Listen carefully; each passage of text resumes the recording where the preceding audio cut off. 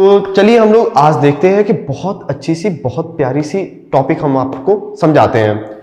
ये है कि आप पीपीटी पे पीछे देख रहे होंगे कि स्लेव डायनेस्टी हम लोग आज पढ़ने वाले हैं। बट ये क्यों पढ़ना इंपॉर्टेंट है, ये टॉपिक कहाँ पे एग्जिस्ट करता है? देखिए ये मॉडर्न हिस्ट्री का, मेडिवल हिस्ट्री का पार्ट है। ठीक, मेडिवल हिस्ट्री में हमें दिल्ली सुल्तनत और मुगल को हम अच्छे से पढ़ लेंगे तो हमारी 80% जो मेडिवल हिस्ट्री होती है वो कवर हो जाती है, जो एग्जाम के एतबार से पूछे जाते हैं। अब हम लोग इसमें जानेंगे कि इंडिया में मेडिवल हिस्ट्री स्टार्ट कैसे हुई है, फिर ये आगे आगे धीरे धीरे इसमें कौन कौन रूल करता है, ये सब सारी चीजें जानेंगे। और एक क्वेश्चन देखिए कि हमेशा आपके एग्जाम में पूछा जाता है कि who was the first Muslim ruler in India. ठीक, कि इंडिया का पहला मुस्लिम रूलर कौन था, मतलब कि मुस्लिम जो रूल था इंडिया में किसने लेकर आया था, कौन था उसका राजा। ये सब सारी सवाल का जवाब हम यहाँ पे देखेंगे। तो चलिए इसी के साथ हम शुरुआत करते हैं अपने इस चैप्टर का। तो देखिए ये चैप्टर कैसे शुरू होता है कि जैसे आप देख रहे हैं कि दिल्ली सल्तनत, स्लेव डायनेस्टी, स्लेव मतलब होता है गुलाम, तो ये गुलामों की डायनेस्टी है, इतना तो आपको पता चल रहा है। तो ये किसके गुलाम थे? ठीक, और ये आए कैसे, इंडिया में आए तो उससे पहले इंडिया में कोई और राजा होगा, वो कौन सा राजा था, किसको इन्होंने हराकर इंडिया में एंट्री लिया, ये सब सारी चीजें हम यहाँ पे क्लियर करेंगे। फिर हम लोग धीरे धीरे धीरे धीरे आहिस्ते आहिस्ते पूरी चीज को हम लोग यहाँ पे कवर करेंगे। तो चलिए हम लोग देखते हैं कि क्या है कि जो ये स्लेव डायनेस्टी के पहले एम्पायर थे कुतुबुद्दीन ऐबक, वो थे स्लेव किसके, मोहम्मद गौरी के।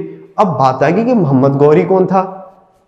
जाहिर सी बात है कि जितने जितने नाम आप जानिएगा उसके फैक्टर, उसके बैकग्राउंड जानना हमारे लिए अहम बात है। तो हम उसको देखते हैं कि मोहम्मद गौरी जो था वो अफगानिस्तान से आया था। तो अफगानिस्तान में वो करता क्या था, जैसे जैसे हम आगे बढ़ेंगे वैसे वैसे सवाल हमारे दिमागों में आने शुरू हो जाते हैं, और ये सब सभी सवालों का जवाब कौन देगा, मैं दूंगा। तो आप लोग इसी जवाब को जानने के लिए भी देख रहे हो मुझे।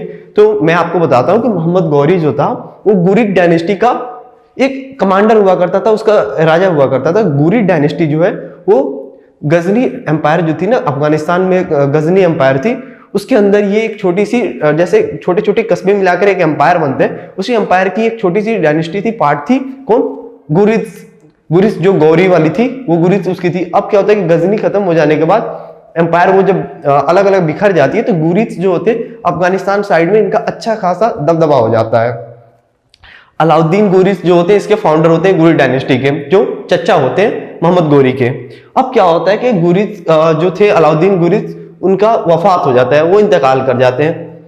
फिर क्या होता है, ये डायनेस्टी की, गुरिद डायनेस्टी का निजाम जो होता है मोहम्मद गौरी और इनके भाई ये दोनों ने संभालते हैं। तो जो इनके बड़े भाई थे वो बन जाते हैं इसके एम्पायर, मतलब इसके जो सुल्तान होते हैं वो गयासुद्दीन गौरी बन जाते हैं, जो इनके बड़े भाई थे। तो फिर ये क्या बनते हैं, ये बन जाते हैं कमानदार, मतलब कि सिपासलार, आर्मी की पूरी कमान इनके हाथ में हो जाती है। और इनके भाई इनको बहुत मानते हैं क्योंकि ये बहुत शक्तिशाली थी, जहन ज्यादा रखते थे, बट ये भी अपने भाई से ऐतराज नहीं रखते थे, इनके भाई भी इनकी सुनते थे। तो इस तरीके से इनकी डायनेस्टी जो थी बहुत ज्यादा ग्रोथ कर रही थी। ये तो अफगानिस्तान में ग्रोथ तो कर ही रहे थे, धीरे धीरे ये आगे भी बढ़ने लगे। पाकिस्तान के बहुत सारे इलाकों को इन्होंने अपने अंदर डाल लिया। फिर उसके बाद हमारे हिंदुस्तान पे, मतलब कि पाकिस्तान और हिंदुस्तान उस समय एक ही में थे, तो सिंध वाले पार्ट को, मतलब लाहौर पंजाब वाले पार्ट पे भी इन्होंने कब्जा कर लिया। फिर एक क्या होती है कि इनका पाला पड़ता है पृथ्वीराज चौहान से। आपको पता होगा कि दो बैटल हुई थी, battle of Tarain first, battle of Tarain second. Tarain एक जगह है हरियाणा में आता है, वहां पे लड़ाई होती है चहमानस वर्सेस गुरिद। बैटल ऑफ तैरैन जो फर्स्ट लड़ाई होती है दो के बीच होती है, गुरिद वर्सेस बैटल ऑफ चहमानस। अब क्या होता है कि गुरिद की तरफ से लड़ते हैं मोहम्मद गौरी और चहमानस की तरफ से लड़ते हैं पृथ्वीराज चौहान। अब इन दोनों के बीच में होती है लड़ाई, battle of Tarain, first battle of Tarain 1191 में, मतलब 1191 में इन दोनों की भिड़ंत होती है। और उसमें क्या होता है, मोहम्मद गौरी बुरे तरीके से हार जाते हैं। यहां तक कि ये कहा जाता है कि जो पृथ्वीराज चौहान की आर्मी थी बुरे तरीके से गुरिद के सारे लोगों को मार देती है, और उसमें अच्छे तरीके से बहुत बुरे तरीके से घायल हो जाते हैं कौन, मोहम्मद गौरी, और गिर जाते हैं। और पृथ्वीराज चौहान की आर्मी ये समझती है कि गौरी अब खत्म हो गया, अब ये जिंदा नहीं है। बट वो क्या था कि वो गिरा पड़ा हुआ था, और उनकी आर्मी का एक फौज का जो एक आर्मी था उसने उसको देखा गौरी को और उठाकर उसे ले गया अपने जगह पे, ठिकाने पे, मतलब कि गौरी जिंदा बच गया। अब ये घर पहुंचा तो बहुत स्ट्रॉन्ग आदमी था, इसको अपने हार बर्दाश्त नहीं हुई, ये अपना हार जो था ये बर्दाश्त नहीं कर पाया। फिर क्या करता है ये, फिर ये कहता है कि अपना कुछ कुछ चीजें ये डिवोट करता है, जब तक कि मैं पृथ्वीराज चौहान से बदला न ले लूं, मैं अपने लिबास को चेंज नहीं करूंगा, मैं अपने पूरे कंफर्ट जोन से बाहर रहूंगा। मतलब ये सब कुछ चीजें इसने छोड़ दी कि जब तक मैं ये नहीं करूंगा ये नहीं कर पाऊंगा। ठीक, तो इसने अपना बिस्तर पे, मतलब कि जितनी भी शाही खानदान की जो होती है वो सब सारी चीजें, लग्जरियस लाइफ इसने छोड़ दी और जंग की तैयारी में लग गया। मतलब कि अभी मरहम पट्टी करा नहीं सही से और फिर से जंग के लिए तैयार हो गया। एक कमांडर के लिए ये बहुत अच्छी, बहुत बड़ी जिम्मेदारी थी और बहुत तारीफ करने वाली बात है। तो फिर क्या होता है, ये बदला लेने के लिए पृथ्वीराज चौहान से तैयारी करने लगता है। और इधर पृथ्वीराज चौहान ये समझते हैं कि हमने इस तरीके से इनको मारा है, इस तरीके से हराया है कि अभी ये हिम्मत ही नहीं कर सकते हैं कि हमारे डायनेस्टी में फिर से आएंगे। ये इनकी बहुत बड़ी भूल थी। एक साल के बाद सेम जगह पे, सेम टाइम नहीं थी भैया, बट सेम जगह थी, बैटल ऑफ तैरेन सेकेंड, 1192, मतलब एक साल के बाद फिर से आते हैं मोहम्मद गौरी और पृथ्वीराज चौहान पे हमला करते हैं। इस हमले के लिए पृथ्वीराज चौहान पूरे तरीके से तैयार नहीं थे, बट जो वार होती है इसमें आप तैयार हो या ना हो, सामने वाला तो ये पूछ के नहीं आएगा भैया हम आए, कि आप पूरे तरीके से तैयार हो जाओ फिर आते हैं, ऐसा कुछ नहीं होने वाला है था।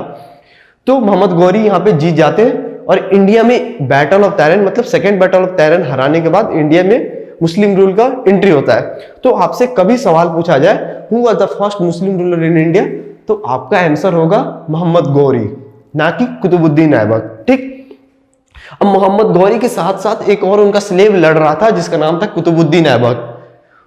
मोहम्मद गौरी फिर दूसरी जगह को इन्वाइट करने के लिए निकल जाते हैं और हिंदुस्तान की कमान किसके हाथ में दे देते हैं, कुतुबुद्दीन ऐबक को, ये लो तुम्हारे हाथ में, अब तुम संभालो हिंदुस्तान को।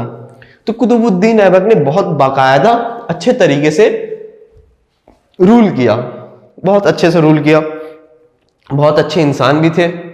फिर क्या होता है कि धीरे धीरे समय निकलता है और कुतुबुद्दीन ऐबक जो गुरिद एम्पायर को चला रहे थे, अब उन्होंने अपनी एम्पायर बना दी, अपनी डायनेस्टी बना दी, जिसका नाम दिया स्लेव डायनेस्टी। अब एक चीज तो आपको क्लियर हो गई होगी कि ये स्लेव नाम क्यों पड़ा था, क्योंकि ये थे किसके, मोहम्मद गौरी के स्लेव थे। कौन, कुतुबुद्दीन ऐबक, जो इसके फाउंडर थे स्लेव डायनेस्टी के, ये थे इसके फर्स्ट एम्पायर। क्योंकि ये स्लेव थे मोहम्मद गौरी के, इसलिए इस डायनेस्टी का नाम रखा स्लेव डायनेस्टी, जो कि 1206 से लेकर 1290 तक रूल की इंडिया में। उसके बाद फिर दूसरी डायनेस्टी आ जाती है। ये सब सारी चीजें हम एक एक डायनेस्टी को स्टेप बाय स्टेप पढ़ेंगे जब तक हम इंडिया को आजाद ना करा दिए, ये मिडिवल पार्ट हम लेकर चलेंगे। ठीक, अब क्या होता है कि अब हम चलते हैं कि नेक्स्ट स्लाइड पे, जिसमें हम देखेंगे कि कुतुबुद्दीन ऐबक और स्लेव डायनेस्टी के कितने एम्पायर थे जिन्होंने रूल किया इंडिया में। यहां पे देखिएगा एम्पायर ऑफ स्लेव डायनेस्टी। अभी तक आपने जितना पढ़ा होगा उसमें इतने एम्पायर का नाम नहीं देखा होगा। भाई मैंने सारी नामें आपको लिखवा दी हैं, खुदा ना खास्ता कभी किसी भी एग्जाम में आप बैठते हो, ये चीज तो आप सुन रहे हो। एक सेकेंड, ये नाम आपने देखा है, ठीक, और आप इल्तुतमिश का नाम देखा है, फिर आप रजिया सुल्तान का नाम देखते हो, फिर आप आते हो बलबन का नाम देखते हो। इसके बाद ये सब सारी जो एम्पायर किंग थे उसके, ये नाम कॉमन नहीं है क्योंकि ये लोग की ज्यादा, मतलब हिस्ट्री में इनका कुछ अच्छा खासा था ही नहीं, और हिस्ट्री में मुनि को पढ़ते हैं जिन्होंने कुछ किया होता है, सारी चीजें हम नहीं देखते हैं। ठीक, अब देखिए कि कुतुबुद्दीन ऐबक जो है फर्स्ट इसके फाउंडर मेंबर है। उसके बाद आते हैं आरम शाह, जो कि 1 साल का इनका टेन्योर होता है, 1 साल से भी कम होगा। 1210 में कुतुबुद्दीन ऐबक इंतकाल करते हैं। फिर ये होते हैं, फिर आते हैं इल्तुतमिश, जो कि उनके देखेंगे सन इन लॉ थे, इनके बारे में हम लोग अच्छे से पढ़ेंगे, फॉर्मली पढ़ेंगे। फिर आते हैं रुकुद्दीन फिरोज, जो कि इल्तुतमिश के भाई भी थे, हाफ ब्रदर थे। इल्तुतमिश मैं बोल रहा हूँ रजिया सुल्ताना के। फिर उसके बाद उनके इंतकाल के बाद रजिया सुल्ताना बनती है।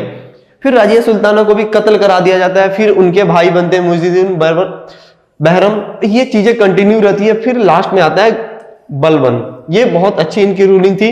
इनके टाइम में बहुत सारी चीजें बदलाव हुई, अच्छी चीजें आई, बुरी चीजें आई, वो आप जज करोगे, क्योंकि हिस्ट्री में कोई जज करने नहीं आता है कि किसके लिए कौन सा चीज अच्छा होता है, किसी के लिए कोई सेम चीज वो बेकार हो सकती है। और लास्ट टेम्पर है कैकाबाद, इनका तो नाम याद रखना पड़ेगा। तो ये सब सारी चीजें हम लोग एक एक करके देखते हैं, जो जो मेजर है, सारी चीजें नहीं बल्कि जो जो मेजर चीजें हैं उसको हम लोग देख के आगे बढ़ते हैं।